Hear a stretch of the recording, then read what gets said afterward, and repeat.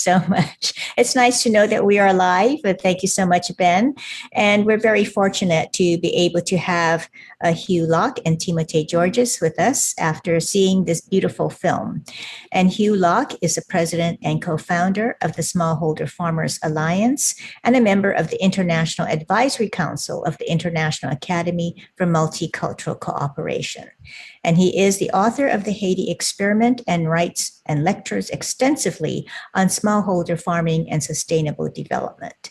And Hugh is also founder and president of the Impact Farming Foundation, which is using a social business approach to transform smallholder farmers into a global force to combat climate change, improve food security, and empower women.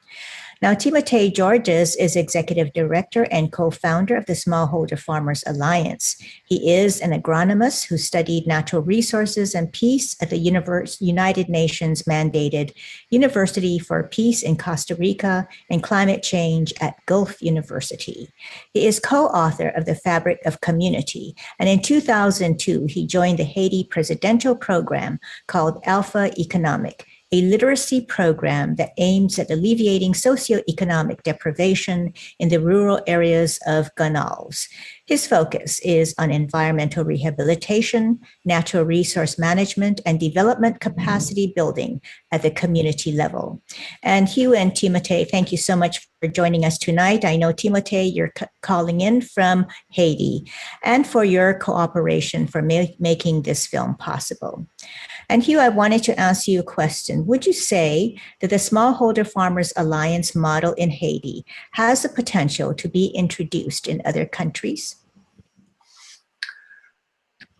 I would say the principles do. I don't think that I would want to suggest the Smallholder Farmers Alliance particular model needs to be the thing that's replicated, but the principles of engaging with smallholder farmers wherever they are to be able to find a way to connect tree planting or a needed environmental activity, but tree planting seems to be a pretty universal need at the moment.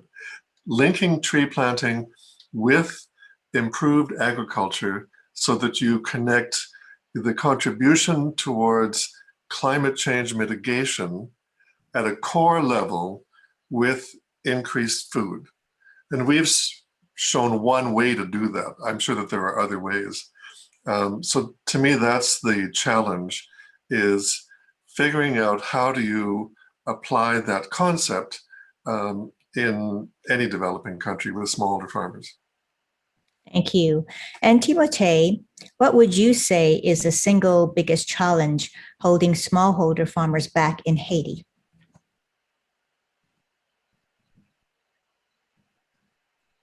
Can you hear me, Timote? Yes, I hear you. Go ahead. Okay. When we respond to community call, trying to help them, our main priority is to prepare people for the adoption or the appropriation of our work, of the work. So we want them to be able to take over after a couple of examples and training.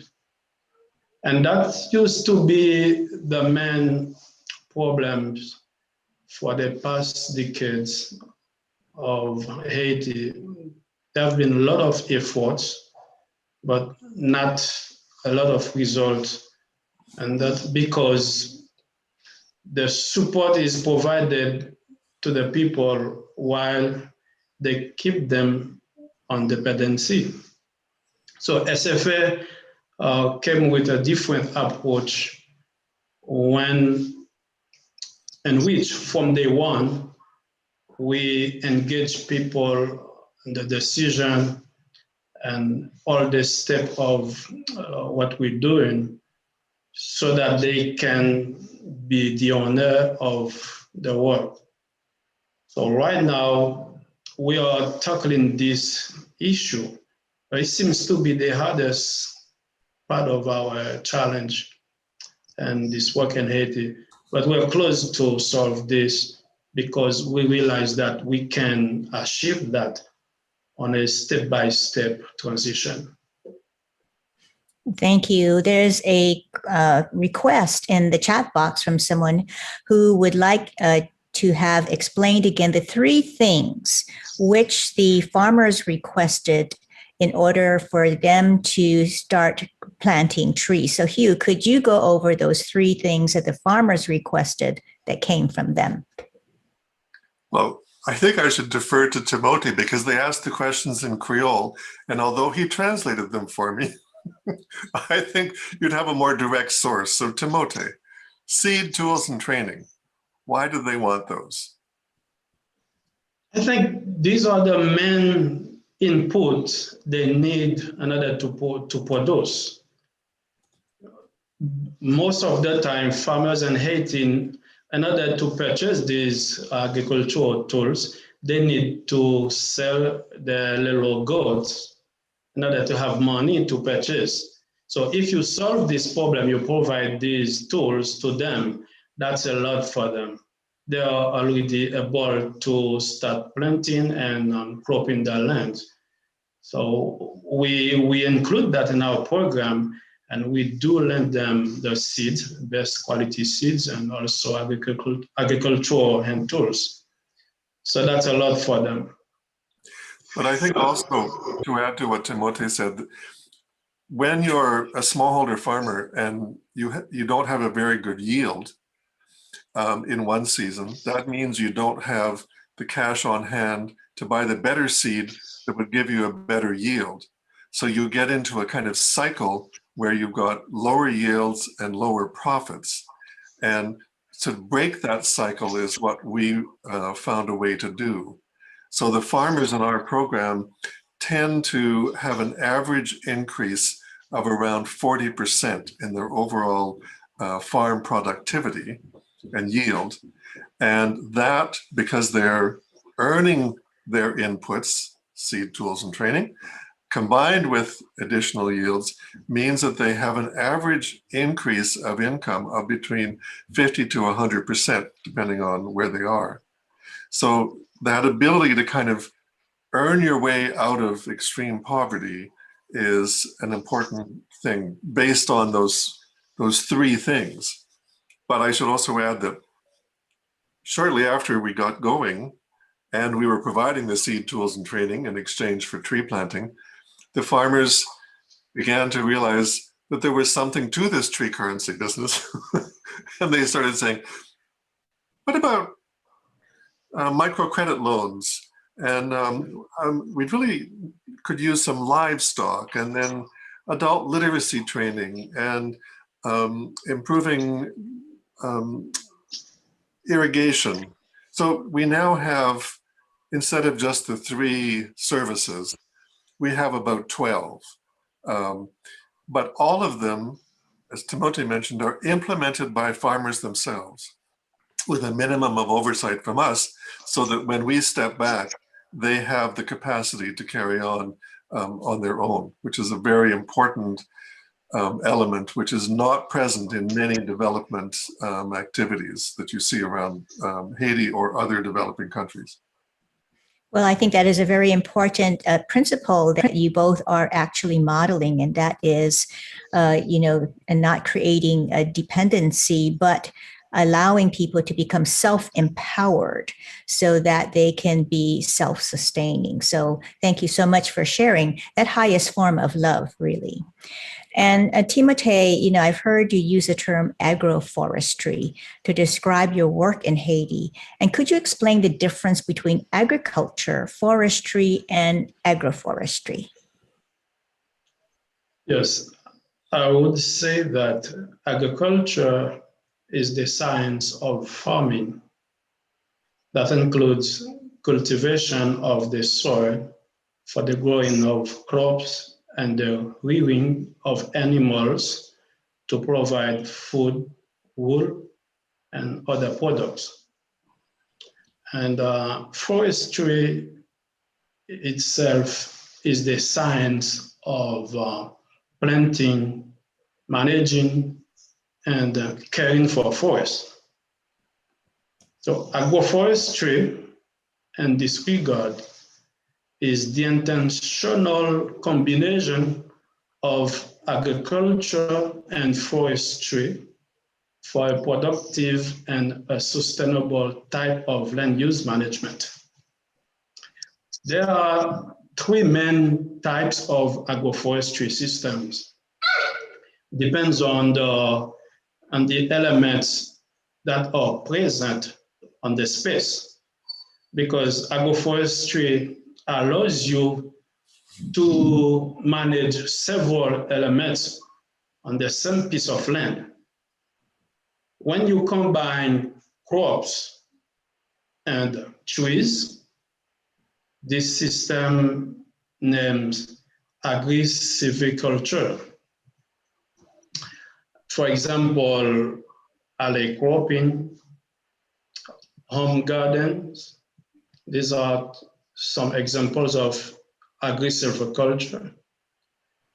However, if you combine forestry, grazing of domesticated animals on pasture, this will give you a silvopastoral system where you have a really symbiotic relationship between the trees and the animals that are using the pastures. So that's this type of system that we also established in Haiti. For example, when we have the trees going up for a couple of years, and after farmers can come with the goats, and the goats will not disturb the trees because they are mature enough. So that is a typical silvopastoral system. So the third one has three elements, which are trees, crops, and animals. And this is called agro-silvopastoral system. So if, for example, in your home gardens, or let's say on a given piece of land, you are cropping, and at the same time, you have scattered trees, maybe some fruit trees, and you have some goats or other type of animal attached in the nearby area. So you feed them with some forage from this piece of land. So you manage these three elements: crops, trees, and animals. So which is a type of agroforestry system that our farmers in Haiti really like. And I would say that we realize agroforestry is the most appropriate technology to smallholder farming. So, and a given, when you think about smallholder farmers, like people who don't have a lot of land, maybe less than 2 acres of land.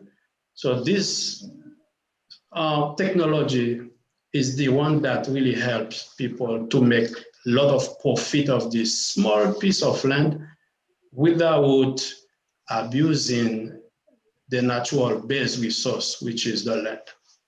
Thank you so much for that answer, Timote. And there is a viewer who is very interested in learning more about the role of women and in the whole concept that you have created with the Smallholder Farmers Alliance and ensuring that women are equal partners in the project. And can you share more how this is helping to break the cycles of that have historically plagued Haiti and smallholder farmers all around the world? So Hugh, you want to respond to that? The role of women. Role of women. When we started, Timote and I, and we were going around and meeting all kinds of farmers around Haiti, it became clear to me, because I was new to this, Timote already understood it better than me, that it's usually husband and wife who are farming together, because smallholders don't have the luxury of hiring outside people. So it's a family operation. But there is a tradition in Haiti that when it comes to, for example, farming associations or any kind of support system that's available for smallholders, it's the man who represents the family. So when we started, we made a decision, Timote and I, that husband and wife, when they farm together, would be equal but separate members of the Smallholder Farmers Alliance. And this represented one of the first times that had ever been attempted in Haiti. And actually it was surprising, nobody objected. You know, we expected there to be some blowback, but it worked. Then we had a delegation of women farmers who approached us and said, you know, we could really use some small loans so that we could create side businesses to supplement our farm income. And so we looked around, we tried to figure out, was there another microcredit program that we could just adopt? And we realized that there wasn't, because they were too expensive for farmers. So Timote and I just looked at each other and said, we can make a bank. Why not? And so we designed our own program. And now we have 3 different branches of the microcredit program within the Smallholder Farmers Alliance. And it's one of our most successful operations, because we provide loans of the equivalent of US $50 to $550 to women farmers, and then they pay it back with about, depends on the location, but around 5% interest over a period of 6 months. And it's managed by women farmers themselves. We have 2 staff people that we have who are men, because part of the reality is when you're traveling around rural Haiti, you have to be careful about women being on their own. But in terms of the actual implementation at the community level, it's the women who manage the operation. They make sure that all the loans get repaid, or are any of the women having a problem? Do they need some input with regard to business training? So all of that combined makes a program that we started in 2011, and which to date, we don't have a single example of defaulting on a loan, because the women take this very seriously. And the other successful indicator is that many have graduated from the program and said, it was great that we got the loans, we no longer need them because our businesses are now successful enough. And to me, that's a real mark of success. And then finally, we have a basic rule that any committee, any activity at the local level within the Smallholder Farmers Alliance has to have an equal number of men and women participating, or it's not valid. And that's just become part of the culture now of the Smallholder Farmers Alliance. So we don't have to oversee it particularly, we'd look out for it. But it's just become integral to the whole operation, and people take it as normal. And I think, you know, again, that's the real mark of success for something like women's empowerment. It needs to be accepted within the culture and maintained and protected. So that's how we approach it. Thank you so much. And, you know, there is comments being generated by someone in the audience with respect to the use of animals. So can you please clarify? He indicates that that it seems he's discouraged that, you know, funding and exploitation of animals may be part of the program. So I know there was a mention about, you know, being able to buy animals. So can you give further explanation on that?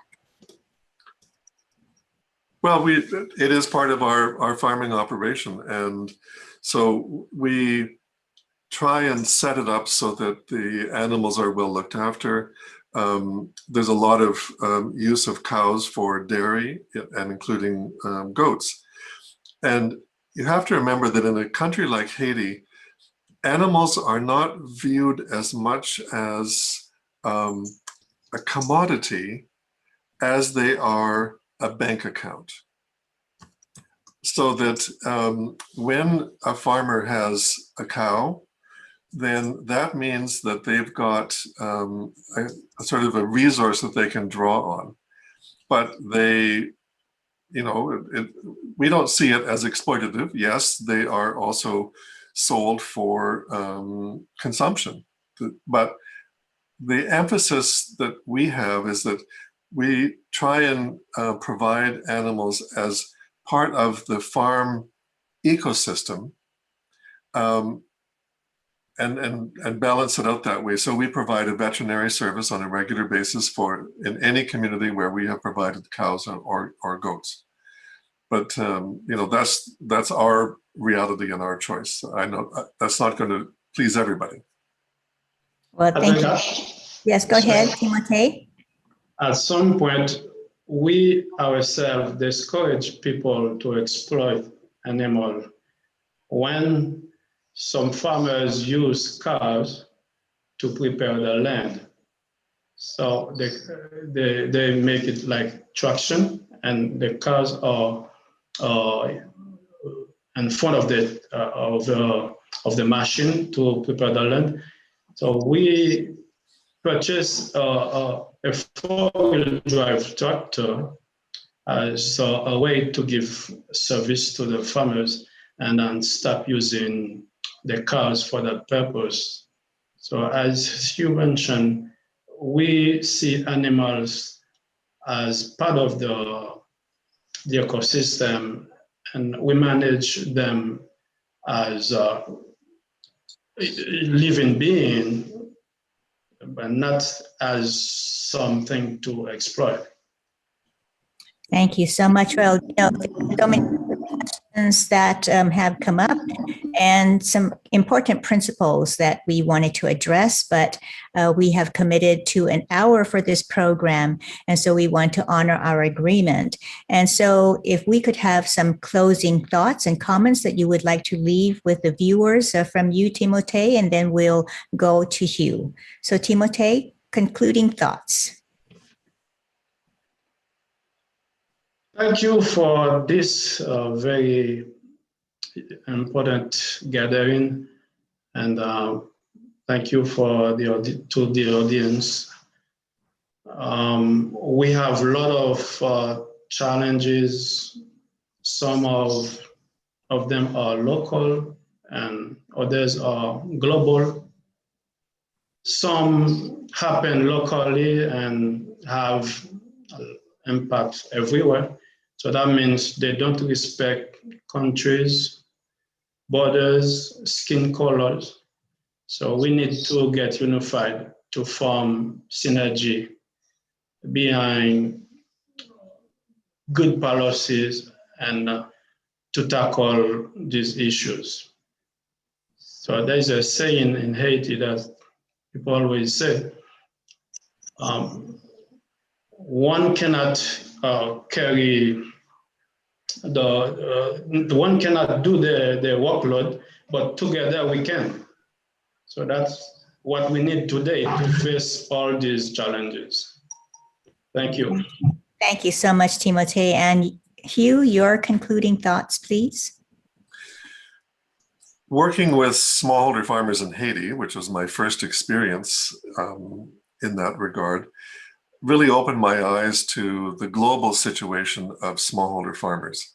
And has been mentioned several times, they represent a third of humanity, but it's the most underperforming segment of the global economy. And so I think that we need to be rigorous in looking at the situation in very clear and informed terms to be able to figure out some solutions. And I'll leave you with one statistic, because people say, well, smallholder farmers, you know, they're not really relevant. Well, one of the reasons that they're not relevant is because so much of the support has gone to industrial farming. And one example of that is the current situation with regard to farm subsidies in rich countries. So I'll leave you with these two figures. Right now, the wealthier countries provide development assistance, foreign aid, at the level of approximately $165 billion a year to the less developed countries. Now, the same wealthy countries subsidize their agriculture at the level of $700 billion. So they're giving away $165 billion a year to developing countries. They're using taxpayer money as well to subsidize their own farms at the level of $700 billion. And much of the produce is being sold to the developing countries that could have the capacity to grow their own food if given the support to smallholder farmers. So when you look at it in those terms, there's some pretty large scale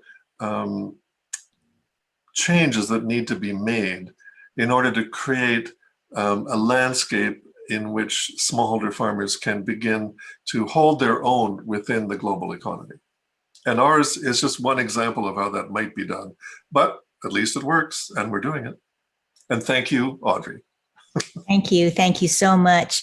You know, the sustainable agricultural technologies and innovative approaches developed by the Smallholder Farmers Alliance in Haiti really have the potential to significantly increase food security in developing countries by utilizing a largely untapped resource, and that is the smallholder farmers, who have been tremendously underappreciated.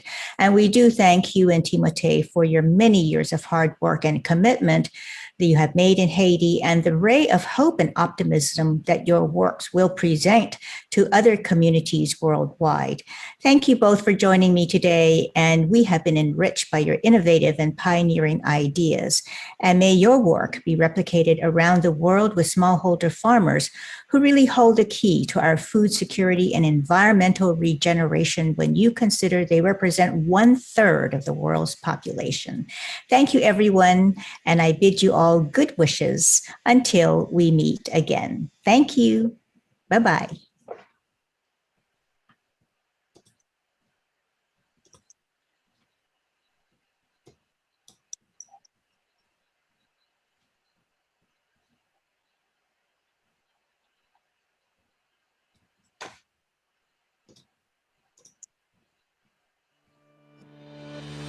The guiding values of the International Academy for Multicultural Cooperation are consistently centered around love and compassion for all.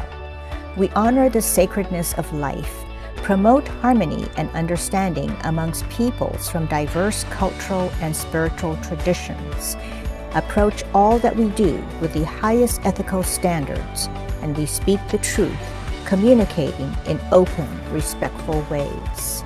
We engage in collaborative initiatives across cultures that create positive transformations for a more peaceful world, ever guided by love.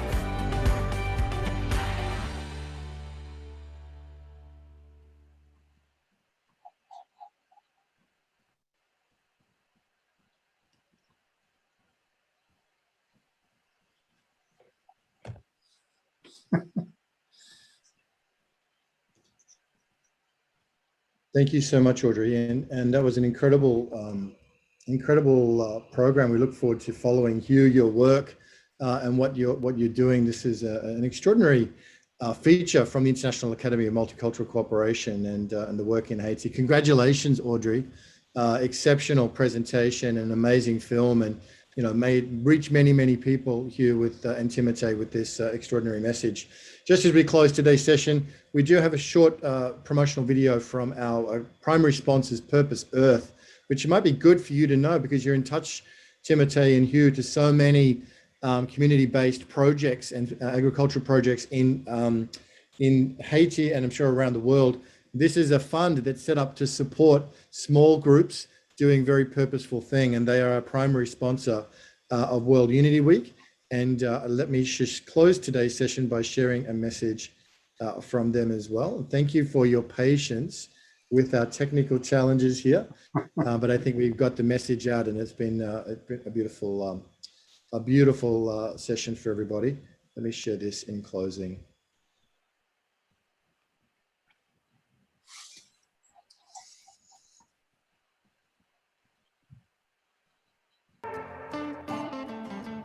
This is the time for world to come together and connect and embrace.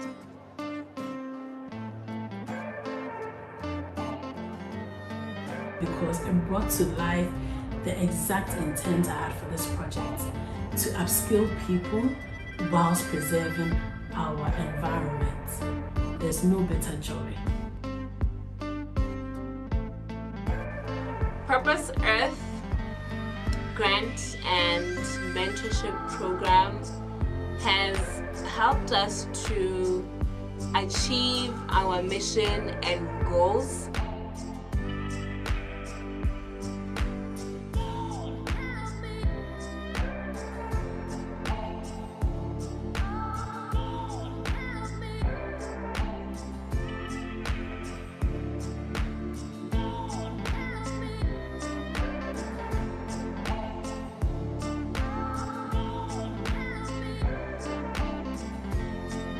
And this is the time that we need to let go of all of our barriers and the things that told us to not do, and let go of everything and really participate in oneness, humanity, and really care for each other.